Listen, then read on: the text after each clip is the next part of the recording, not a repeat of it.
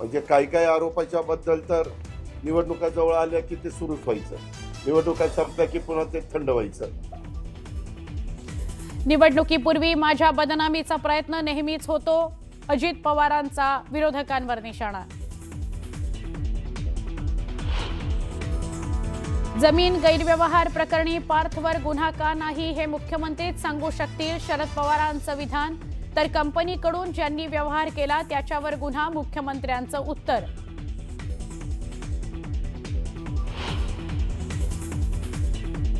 मनसे पदाधिकाऱ्यांची राज ठाकरेंच्या उपस्थितीत शिवतीर्थावर बैठक, आगामी निवडणुकीच्या रणनीतीवर होणार चर्चा. राष्ट्रवादी काँग्रेसची औलाद सत्तेशिवाय राहू शकत नाही, दोन्ही राष्ट्रवादी एकच आहेत, वेगवेगळ्या नाहीत. शिवसेना आमदार तानाजी सावंतांची घणाघाती टीका.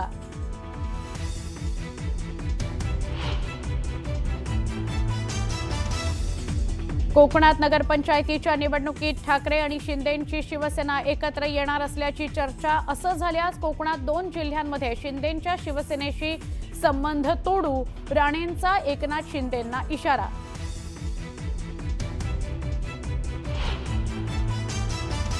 माझ्या वक्तव्याचा विपर्यास केला, मंत्री विखे पाटलांचं स्पष्टीकरण. कर्जबाजारी व्हायचं, पुन्हा कर्जमाफीची मागणी करायची, विखेंनी केलेलं वक्तव्य.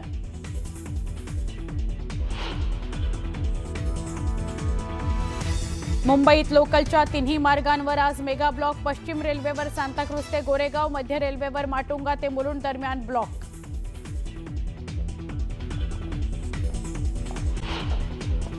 राष्ट्रवादी काँग्रेस अशी औलाद आहे जी सत्तेशिवाय राहू शकत नाही, दोन्ही राष्ट्रवादी काँग्रेस एकच आहेत, अशी घणाघाती टीका केली धाराशिवचे शिवसेना आमदार तानाजी सावंत यांनी. पाण्यातून मासा काढल्यावर जसा तडफडतो तसं राष्ट्रवादी काँग्रेसचं सत्तेकरता आहे, अशी टीका केली सावंतांनी. राहुल मोटे यांच्या राष्ट्रवादी काँग्रेसच्या प्रवेशावरून सावंतांनी ही घणाघाती टीका केली.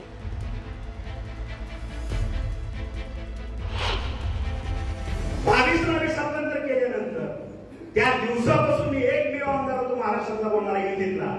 हे फार दिवस राहणार नाही, कारण राष्ट्रवादीचे औलाद असे सत्तेशिवाय राहू शकत नाही. पाण्यात मासा बाहेर काढल्यावर जसं होतं तसं होतं, आणि वर्षात आलंच ते. आणि त्यावेळी सुद्धा मी सांगत होतो की दोन्ही राष्ट्रवादी एकच आहेत, वेगवेगळ्या नाही. ह्याचा प्रत्यंतर तुम्हाला गेल्या 10 दिवसात, गेल्या महिन्याभरात आला असेल. अजून एक महत्त्वाची बातमी आहे. मनसे अध्यक्ष राज ठाकरे यांनी आज महत्त्वाची बैठक बोलावलेली आहे. मनसेचे नेते, मुंबई अध्यक्ष आणि उपाध्यक्षांची तसंच इतर शहर अध्यक्षांची 11 वाजता शिवतीर्थ इथं बैठक बोलावण्यात आलेली आहे. आगामी निवडणुकीच्या निमित्तानं मनसेच्या रणनीतीबाबत आजच्या बैठकीत चर्चा होणार आहे. नगराध्यक्षपदाच्या निवडणुकीच्या निमित्तानं राज ठाकरे युतीबाबत स्पष्टता करतात का, हे बघणं महत्त्वाचं ठरणार आहे. मनसेला मवियामध्ये घेण्याबाबत शरद पवारांनी मोठं विधान केलंय. मवियानं एकत्र बसून निर्णय घ्यावा, काँग्रेसनं टोकाची भूमिका घेऊ नये, असा सल्ला शरद पवारांनी काँग्रेस नेत्यांना दिला आहे. तर मवियाच्या आजच्या बैठकीमध्ये यावर चर्चा होईल, असं देखील शरद पवार म्हणाले.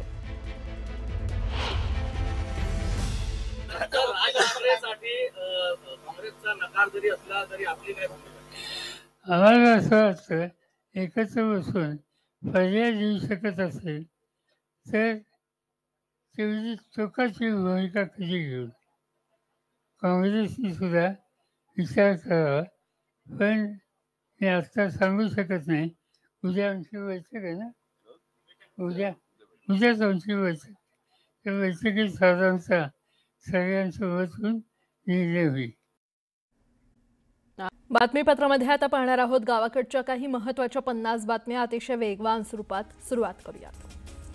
मध्य हार्बर आणि पश्चिम रेल्वे मार्गावर आज मेगा ब्लॉक असणार आहे. रेल्वे मार्गाच्या दुरुस्ती, देखभाल आणि अभियांत्रिकी कामांसाठी हा ब्लॉक घेतला जाणार असून प्रवाशांना अनावश्यक प्रवास टाळण्याचं आवाहन प्रशासनानं केलंय. मेट्रो आता मुंबईच्या मोठ्या भागात पोहोचले. अनेक मार्गांवर बांधकाम देखील वेगानं सुरू आहे. मेट्रो लाईन 4च्या प्रवाशांसाठी आनंदाची बातमी आहे. मुंबई मेट्रो लाईन 4 वडाळा ते ठाणे कासरवडवली प्रकल्प वेगानं प्रगतीपथावर आहे. यावर्षी डिसेंबरमध्ये या मार्गावरील 4 स्थानकांवर काम सुरू होईल असा विश्वास आहे.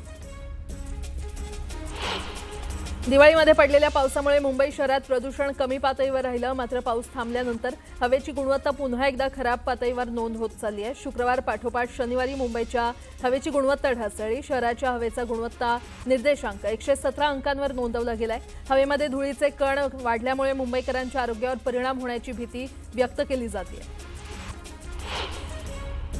पुणे महानगरपालिकेमध्ये कनिष्ठ अभियंता स्थापत्य या पदाच्या 171 जागा भरल्या जाणार आहेत. त्यासाठी तब्बल 40,000हून अधिक अर्ज आलेले आहेत. पण महापालिका प्रशासनाकडून गेल्या वर्षभरापासून वेळकाढूपणा केल्यानं आता वेळ अपुरा आहे. त्यामुळे महापालिका निवडणुकीच्या आचारसंहितेमध्ये ही भरती अडण्याची शक्यता निर्माण झाली आहे. गेल्या 1.5 महिन्यात आलेल्या दसरा आणि दिवाळीमुळे मागे पडलेली महावितरणाची वीज बिल वसुलीची मोहीम नोव्हेंबर महिन्यामध्ये तीव्र करण्यात आली आहे. पुणे परिमंडळात कृषी ग्राहकांकडे तब्बल 436 कोटी रुपये थकलेत. तर थकबाकी वसूल करण्यासाठी महावितरणानं उपविभागनिहाय पथकं तयार केली असून प्रत्येक कर्मचाऱ्याला वसुलीचं टार्गेट देण्यात आलं. महाराष्ट्र लोकसेवा आयोगाच्या विषयांकित परीक्षेसंदर्भात मोठे बदल करण्यात आले असून उमेदवारांसाठी नवं प्रवेशपत्र अनिवार्य करण्यात आलंय. आयोगानं प्रशासकीय कारणास्तव 28 सप्टेंबर रोजी होणारी परीक्षा पुढे ढकलत ती 9 नोव्हेंबर 2025 रोजी घेण्याचा निर्णय घेतलाय. परीक्षेचं वेळापत्रक बदलल्यामुळे नवीन बैठक व्यवस्था तयार केली असून त्यानुसार नवे प्रवेशपत्र जारी करण्यात आले. अखेर पावसानं काढता पाय घेतला असून थंडीला सुरुवात झाली आहे. महाराष्ट्रातील बहुतांश भागात थंडीचं आगमन झालंय.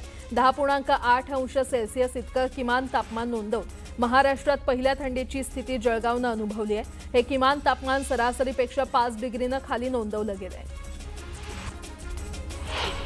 राज्यातील सर्व महापालिका क्षेत्रातील रस्त्यांची अवस्था सध्या अत्यंत बिकट झाली आहे. रस्त्यांवर सर्वत्र खड्डेच खड्डे दिसतात. या खड्ड्यांमुळे अपघातांच्या घटनांमध्ये मोठी वाढ झाली आहे. या गंभीर समस्येची दखल मुंबई उच्च न्यायालयानं राज्यातील महापालिका प्रशासनाची कान उघडणी केली असून अपघात झाल्यास संबंधितांना 50,000 ते 6 लाख रुपये नुकसान भरपाई देण्याचे आदेश दिले. विमान सेवेमुळे सोलापूर शहरही हवाई क्षेत्राशी अन्य शहरांना जोडलं जात असून सोलापूर मुंबई, सोलापूर गोवा विमानसेवेनंतर आता बेळगाव, बंगळुरूसाठी विमानसेवा सुरू करण्याचा निर्णय विमानसेवा कंपनीनं घेतलाय. सोलापूर मुंबई, बेळगाव या हवाई मार्गावर दररोज विमानसेवा मिळणार आहे. छत्रपती संभाजीनगरच्या वैजापूर तालुक्यातील डोंगरथडी भागात असलेल्या बोरोळा शिवारात शेतकऱ्यांना बिबट्याचं पिल्लू आढळलं. याच ठिकाणी मादी बिबट्या देखील दिसल्यानं शेतकऱ्यांमध्ये भीतीचं वातावरण निर्माण झालंय. घटनेची माहिती मिळताच शेतकऱ्यांनी तात्काळ वनविभागाला कळवलं. मुळशीमध्ये वारकरी संप्रदाय समाजाकडून दिंडी काढण्यात आली. सलग 69 वर्षांची अखंड परंपरा जपत नारायण देवाच्या मंदिरात अभिषेक, आरती आणि कीर्तन सेवा करून पायी दिंडी भक्तीच्या वाटेवर आळंदीमध्ये माऊलीच्या भेटीला निघाली.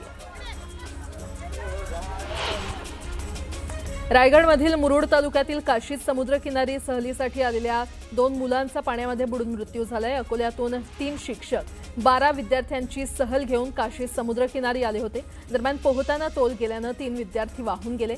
यापैकी 2 विद्यार्थी बुडालेत तर एकाला वाचवण्यात यश आलं. पुण्यातील डॉक्टर अंकुर पटवर्धन यांनी अतिदुर्मिळ अशा वनस्पती जपण्यासाठी घराच्या टेरेसवर मोठी बाग बनवली आहे. पश्चिम घाटात आढळून येणाऱ्या सुमारे 80 पेक्षा जास्त दुर्मिळ वनस्पती, झाडं, झुडपं आणि वेली यांचं संवर्धन त्यांनी केलंय. संसदेचं हिवाळी अधिवेशन 1 डिसेंबर ते 19 डिसेंबर दरम्यान होणार असल्याची घोषणा केंद्रीय संसदीय कार्यमंत्री किरेन रिजिजू यांनी केली आहे. तर हे अधिवेशन कमी कालावधीचं असल्याबद्दल विरोधकांनी केंद्र सरकारवर टीका केली आहे. हे अधिवेशन 3 आठवड्यांचं असलं तरी त्यात प्रत्यक्ष कामकाजाचे 15 दिवसच असणार आहे. ठाकरे गटापाठोपाठ आता भाजपनं काँग्रेसलाही धक्का दिलाय. काँग्रेसचे माजी नगरसेवक आणि प्रदेश सचिव संतोष केणे आणि कार्यकर्ते भाजपमध्ये प्रवेश करणार आहेत. त्यामुळे डोंबिवली आणि कल्याण ग्रामीणमध्ये काँग्रेसला मोठा धक्का मानला जातोय. मावळमध्ये निवडणुकीचा बिगुल वाजला असून राष्ट्रवादी काँग्रेस पक्षानं जिल्हा परिषदेच्या शर्यतीसाठी पहिला उमेदवार जाहीर केलाय. मावळचे आमदार सुनील शेळके यांनी कारला खडकाळा गटातून दीपाली हुलावळे यांच्या उमेदवारीची घोषणा करून राजकीय वातावरणात नवा रंग भरलाय. लोणावळा नगरपरिषदेच्या निवडणुकीसाठी भाजपकडून उमेदवार निवड प्रक्रियेला गती मिळाली आहे. शहरातील 13 प्रभागांमधील 27 जागांसाठी एकूण 42 इच्छुकांनी आपली नावं अर्ज केली होती. यापैकी पहिल्या टप्प्यातील 11 उमेदवारांची घोषणा लोणावळा भाजप कार्ड कमिटीच्या बैठकीत करण्यात आली. नागपुरातील अजनी पोलिसांनी गुप्त माहितीच्या आधारे वसंतनगरात धाड टाकत गांजाच्या तस्करीचा मोठा पर्दाफाश केलाय। आरोपी राहुल राजेश पाटील या तरुणाच्या घरातून तब्बल 5 किलो 246 ग्रॅम गांजा जप्त केलाय। एमआयडीसी, सिडको आणि महानगरपालिका या तीनही यंत्रणांकडून वसूल होणारे ट्रान्सफर चार्जेस लवकरच पुनर्विचारात घेतले जाणार आहेत। संस्थांकडून नाममात्र शुल्क आकारण्याची मागणी केली आहे, त्यामुळे नवी मुंबईतील स्वयंनिर्मित पुनर्विकासाचा मार्ग मोकळा होणार असल्याची माहिती भाजप नेते प्रवीण दरेकर यांनी दिली आहे। फलटण येथील महिला डॉक्टर आत्महत्या प्रकरणी महिला आयोगाच्या अध्यक्षा रुपाली चाकणकर यांनी केलेल्या वक्तव्याप्रकरणी त्यांच्याच पक्षातील नेत्या रुपाली ठोंबरे पाटील यांनी टीका केली होती। यानंतर राष्ट्रवादीकडून रुपाली ठोंबरे यांना नोटीस पाठवण्यात आली असून 7 दिवसात खुलासा मागितलाय। पक्षाच्या नोटीसनंतर रुपाली ठोंबरे पाटील यांनी पक्षाध्यक्ष अजित पवार यांची पुण्यामध्ये भेट घेतली। पक्षानं दिलेल्या नोटीसीला कायदेशीररित्या उत्तर देणार असल्याचं त्यांनी सांगितलंय। शिवाय महिला आयोगाच्या अध्यक्ष रुपाली चाकणकर यांच्या राजीनाम्यावर मी ठाम असल्याचंही त्यांनी यावेळी म्हटलं।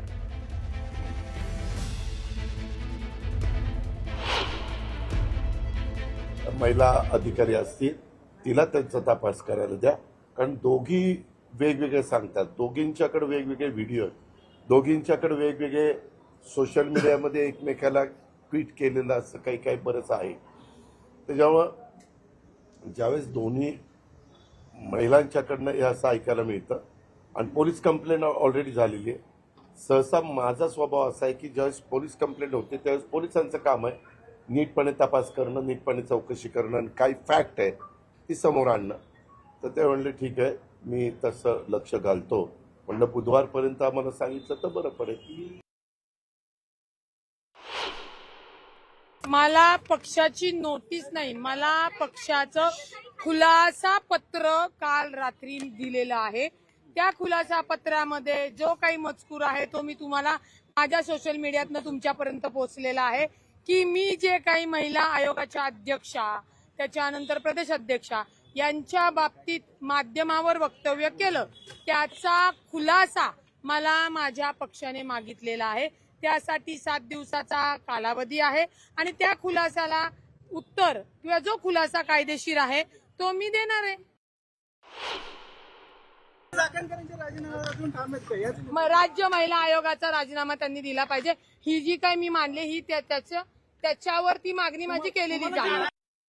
मनसेला महाविकास आघाडीमध्ये घेण्याबाबत शरद पवार यांनी मोठं विधान केलंय। महाविकास आघाडीने एकत्र बसून निर्णय घ्यावा, काँग्रेसनं टोकाची भूमिका घेऊ नये असा सल्ला शरद पवार यांनी काँग्रेस नेत्यांना दिलाय। तर महाविकास आघाडीच्या खरं तर आजच्या बैठकीमध्ये यावर चर्चा होईल असं देखील शरद पवार म्हटलंय।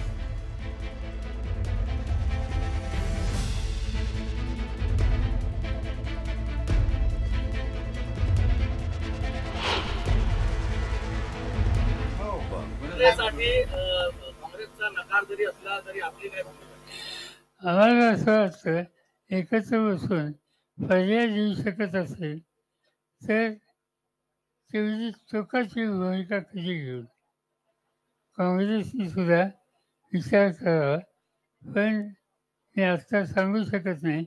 उद्या आमची बैठक आहे ना, उद्याच आमची बैठक, त्या बैठकीत साधारणतः सगळ्यांसोबत निर्णय होईल।